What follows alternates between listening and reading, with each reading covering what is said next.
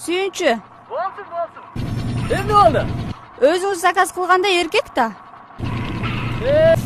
Эми атым мен кылып отурган болсом, жашыман бери жакшы максат кылып жүргөн ат бар. Атын Максат койгула. Ким? Максат. Акмак? Максат. Акмак дейби?